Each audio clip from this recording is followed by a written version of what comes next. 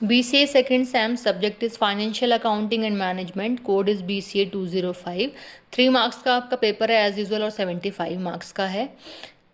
जैसा कि आपका एक न्यूमेरिकल सब्जेक्ट इस सेमेस्टर में था मैथमेटिक्स, ऐसे ही आपका न्यूमेरिकल सब्जेक्ट यहाँ है finance, but in comparison to mathematics ये उसके कंपैरिजन में इजी है। देखिएगा आप न्यूमेरिकल किस टाइप के आते हैं इसमें। सेक्शन ए आपके अटेम्प्ट ऑल 5 क्वेश्चंस, 5 के 5 क्वेश्चन करने हैं और हर एक क्वेश्चन आपका 3 मार्क्स का होगा। ये देखिए न्यूमेरिकल सब्जेक्ट होकर के भी आपका section A, section be totally आपके थ्योरेटिकल है कि आप चाहो तो यहाँ पे न्यूमेरिकल प्रिपरेशन ना करके भी आप यहाँ पास हो सकते हो, बट मैथ्स में तो बिल्कुल भी नहीं होगे। अब सेक्शन सी भी देखेंगे आके। खैर चलिए डिस्कस करते हैं। Question first, give 3 advantages of accounting. Accounting की आपको 3 एडवांटेजेस बतानी है। Second is what is double entry system. Double entry system बताएंगे आप क्या है। Third is what is BEP, I think break even point, I think ना, देख लीजिएगा आप अकाउंटिंग में है क्या। Question fourth, define the term over capitalisation. Fifth is fund flow analysis. Fund flow analysis का तो आपका न्यूमेरिकल का क्वेश्चन भी आता है, आगे देखते हैं। Now the section B, attempt any 2 questions out of the following 3 questions or every question should be 7.5 marks. Question 6, explain the concept of working capital. तो वर्किंग कैपिटल वो कैपिटल है जो कंपनी में डेली बेसिस पे जो working चल रही है उसमें जो भी अमाउंट एक्सपेंसेस जो लग रहा है वो वर्किंग कैपिटल से हमारा यूज़ होता है, या फिर वो हमारा वर्किंग कैपिटल है। जो वर्किंग में कैपिटल यूज़ हो रही है is known as working capital. Question 7, what are the difference between cash flow statement and fund flow statement. बहुत इजी क्वेश्चन है आपका, बहुत बेसिक से क्वेश्चन पूछे हुए हैं आपके सेक्शन ए और बी में, जो कि हमारा अकाउंटिंग के बहुत इंपॉर्टेंट क्वेश्चंस में से ही हैं।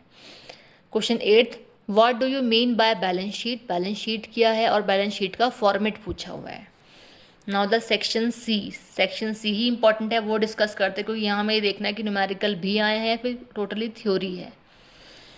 Question 9th, define ratio analysis and what are its advantages and limitations। तो रेशियो एनालिसिस क्या है, उसके एडवांटेजेस क्या है और उसके लिमिटेशंस क्या है। 3 चीज़ें आपकी सेक्शन सी के क्वेश्चन 9th में पूछी हुई हैं।